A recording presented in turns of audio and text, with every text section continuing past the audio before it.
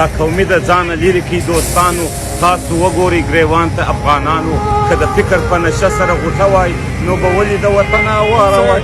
نن تعصب د ځانه زه لرې کومه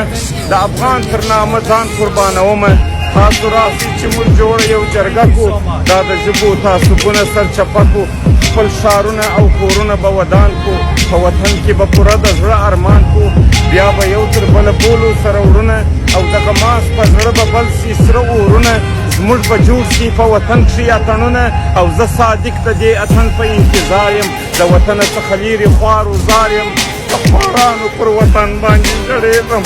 د افغان پر نام و ننګ باندې تپېږم زه هغه زلمی پتنګ د اوره ډک یم چې پر نام د افغانانو کبابېږم او عثماني د افغانانو طلبګار دی په هر ځای کې چې افغان وي تر جارېږم اتحاد او یووالي په وطن کې غواړو خدای پاک سوله راولي الله